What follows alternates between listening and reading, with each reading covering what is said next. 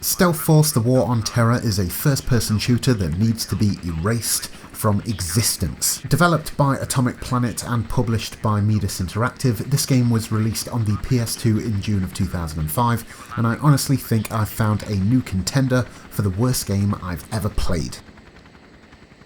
The warning signs were there from the very start. I've played a few Midas games for this channel, all of them have scored 1 star out of 5, and all of them have been mind-blowingly bad. This poor excuse for an FPS is set in the Middle East, where, as the title suggests, you fight the war on terror.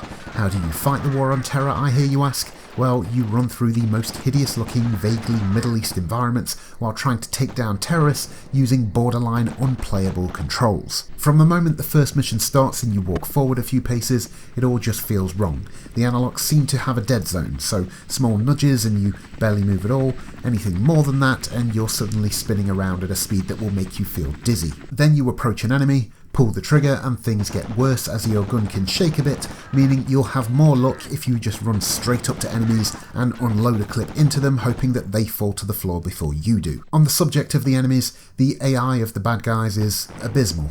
Sometimes you walk near them and they won't move a muscle, sometimes they'll spot you from a mile away and start firing, and sometimes they'll spot you at close range but will just creep towards you while they're being filled with lead.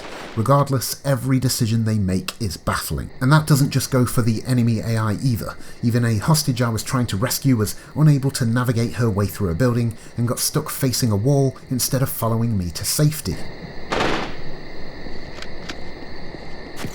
Now, although the title of this game is Stealth Force, there is no tutorial on how to be stealthy, none of the weapons come with a silencer, and from what I can tell, you can't actually apply any stealth tactics to these missions. Really, there is no reason to apply any tactics at all to these missions. At one point I decided to see if I could finish a mission just by running through and only shooting the bad guys at the end, and this actually worked.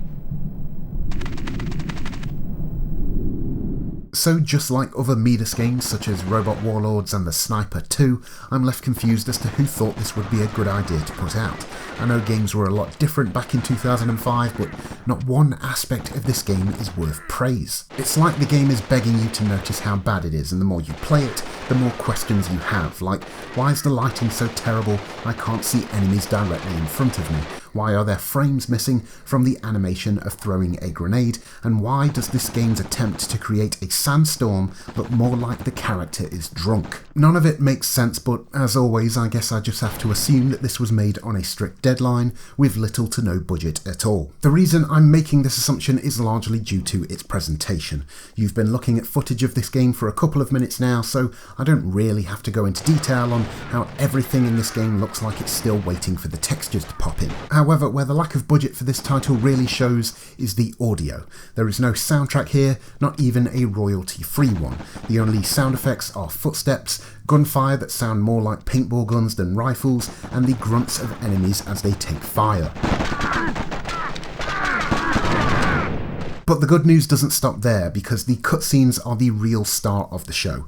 Not only are they poorly animated, not only do they feature zero dialogue and minimal sound effects, but they're kind of hilarious, which I guess is a silver lining.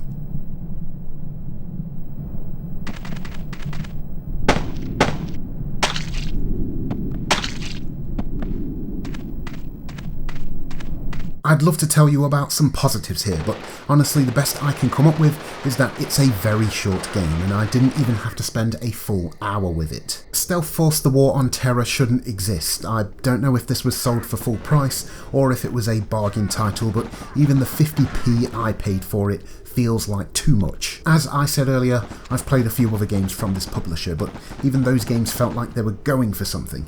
They just failed miserably at it.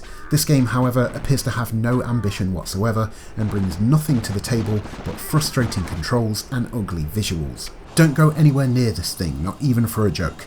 It wasn't worth my time and certainly isn't worth yours. I'll see you next week for another review, but as for right now, I'm going to find the proper tool to smash this disc into dust.